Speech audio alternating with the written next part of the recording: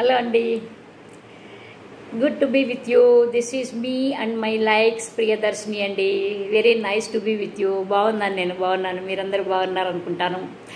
ఈరోజు చాలా మంచి శుభదినం, మనకి చాలా చాలా గొప్ప దినం, గొప్ప రోజు మనకి. ఎందుకంటే రామ జన్మభూమిలో అయోధ్యలో రాములల్లా విగ్రహం ప్రతిష్ఠ చేయబోతున్నారు, గుడి కట్టబోతున్నారు. ఆ గుడి కూడా ఎంతో ప్రతిష్టాత్మకంగా తీసుకున్నారు. చాలా అది తిరుపతి తర్వాత రెండో తిరుపతి లాగా అయ్యేలాగా ఉన్నదని చేయాలని మంచి ప్లాన్తో ఉన్నారని విన్నాను నేను. చాలా గొప్ప విషయం అలా గనక చేస్తే నిజంగాను. ఎందుకంటే ఇండియా అనగానే ఒక తాజ్మహల్ ఎంత మనకి గుర్తొస్తుందో, విదేశీయులకి ఎంత గుర్తొస్తుందో, ఈ యొక్క తిరుపతి బాలాజీ కూడా, వెంకటేశ్వర స్వామి కూడా అంతే బాగా గుర్తుకు అందరికీ స్ఫురిస్తాడు ఆయన. ఎందుకంటే అది ప్రపంచంలో అంత గొప్ప హిందూ దేవాలయం ఇంకోటి లేదన్నమాట. అందుకని అయితే ఇంకొక మన ఇండియాలోనే ఇంకొక ప్రతిష్టాత్మకమైన ఇంకొక మంచి గొప్ప దేవాలయం రాబోతున్నదంటే మనందరికీ గొప్ప ఆనందకరమైన విషయం అన్నమాట. ఇవాల్టి రోజు చరిత్రలో ఎప్పటికీ కూడాను గోల్డెన్ ఒక సువర్ణ అక్షరాలతో రాయతగ్గ రోజు అనమాట. ఈరోజు చాలా బాగుంది, చాలా ఆనందంగా ఉంది. ఇది నిజంగాను ఇది మీ చిన్నపిల్లలకి, ఇప్పుడు చిన్నపిల్లల జనరేషన్కి తెలియకపోవచ్చు దీని సంగతి. కానీ ఎందుకంటే ఇది అందరికీ తెలిసిన విషయమే. నేను ఒక్క మాట చెప్తాను. మన మనసులో డీప్గా ఉన్న సెంటిమెంట్ గురించి ఒక మాట చెప్తాను. మనం హిందువులకి ఇండియా, భారతదేశం పుట్టిల్లు హిందువులకి. కోర్స్ మనతో పాటు అందరూ ఉన్నారు. వాళ్ళందరూ కూడా మన సోదరీమణులు, వేరే మతస్థులు, వేరే ఫెయిత్స్కి సంబంధించిన వాళ్ళు కూడా మనతోనే ఉన్నారు. కానీ మెయిన్గా మెజారిటీ ఏంటంటే హిందువులు అనమాట. హిందూస్థాన్ అంటారు, అందుకే హిందూస్థాన్ అన్నారు దీనికి వేరే ఇంకో స్థానం అనలేదనమాట. అయితే యాక్చువల్గా రాముడు ఇక్కడ పుట్టాడు అని మన నమ్మకం, అందరి నమ్మకం. అందులో ఎక్కడ పుట్టాడంటే అయోధ్య నగరంలో పుట్టాడు. ఎక్కడైతే పుట్టాడు అది సరే కాలగర్భంలో కలిసిపోయింది. మొత్తం శిథిలాలు అయిపోయినాయి. మొత్తం ఆయన ఎక్కడైతే పుట్టాడో, ఎక్కడైతే పెరిగాడో అది ఆ మహానగరంలో ఆ ప్యాలెస్లు, అంతఃపురాలన్నీ అయిపోయినాయి. కానీ మనకేంటంటే కొంతమంది హిస్టారియన్స్ ఏం చెప్తారంటే ఇక్కడ పుట్టాడు, ఇక్కడ ఫలానా అని చెప్పి వాళ్ళు పరిశోధించి చెప్తారనమాట. అయితే అదేంటి అది మనం నమ్మాల్సిన విషయం ఏంటంటే అక్కడే పుట్టాడు, అయోధ్యలోనే పుట్టాడు రాముడు. అక్కడే చిన్నతనం అంతా గడిపాడు అనేది మన ఉద్దేశం, మన నమ్మకం అన్నమాట. కానీ చాలామంది కొన్ని సంవత్సరాల తర్వాత, కొన్ని వందల సంవత్సరాల తర్వాత అక్కడ ఒక గుడి వెలిసింది, రామ మందిరం అనేది. కొన్ని వందల సంవత్సరాల తర్వాత, రాముడు పుట్టిన కొన్ని వందల సంవత్సరాల తర్వాత రామ మందిరం అక్కడ అతను రామభక్తులు వాళ్ళు ఆయన మీద ప్రేమతోనూ, ఆయన భక్తి ప్రేమల మీద విశ్వాసాలతో తయారు చేసుకున్నారు. ఒక రామ మందిరాన్ని తయారు చేసుకున్నారు. జరుగుతూ వచ్చింది. తర్వాత మన భారతదేశాన్ని ఎంతోమంది ఆక్రమించుకున్నారు, ఎంతోమంది ఇన్వేడ్ చేశారు, ఎంతోమంది మన మీదకి యుద్ధాలకు వచ్చారు. ఎంతోమంది వాళ్ళల్లో బాబర్ ఆయన మన దేశస్థుడు కాదు, ముస్లింకి చెందిన మతస్థుడు ఆయన.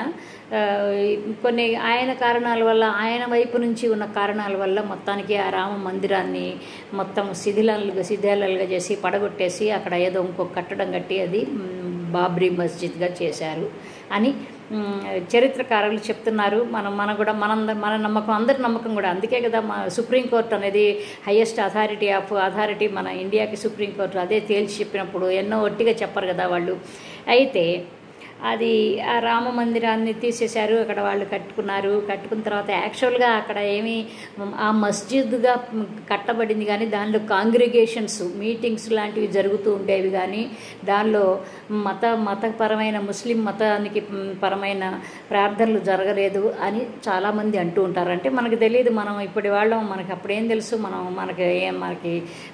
మనం చెప్తుంటే చరిత్రకారులు చెప్తుంటే వినటమే కానీ మనకు తెలియదు. ఏది ఏమైనప్పటికీ కూడాను అది రామ మందిరం అనే చోట కట్టబడి ఇది బాబ్రీ మస్జిద్ కట్టారు అనేది మన హిందువులు అందరి మనసుల్లో కూడా ఒక రకమైన విఘాతాన్ని ఏర్పరిచి ఎంతో మన మనసు అంత బాధపడిపోయి మన మనసు చాలా హర్ట్ అయిందనమాట, చాలా దెబ్బతిన్నదనమాట.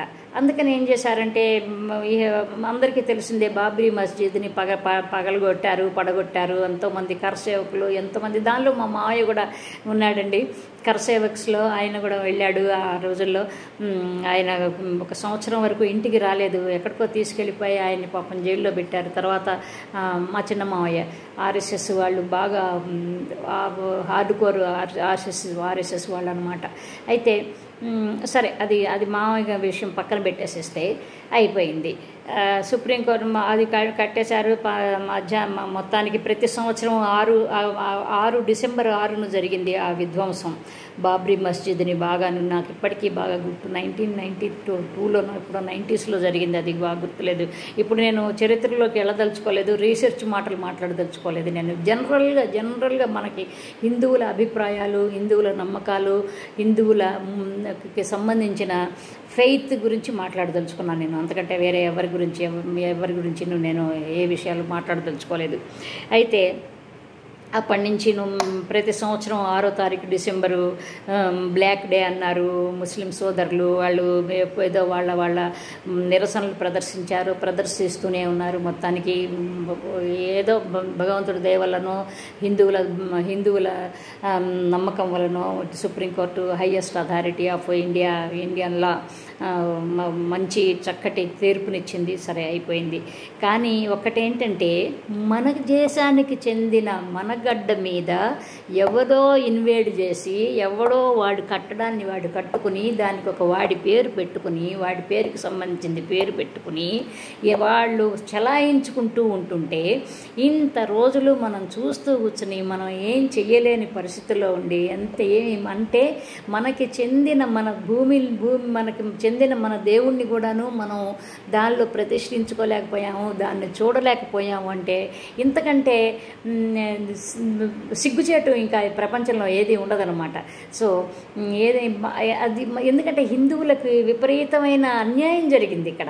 అన్యాయం జరిగింది. ఇప్పుడు బాబర్ వచ్చాడు, బాబర్ గురించి ప్రేమ పెట్టుకోవాల్సిన అవసరం మనకు లేదు. అది మన దేశస్థుడు కాదు, విదేశస్థుడు.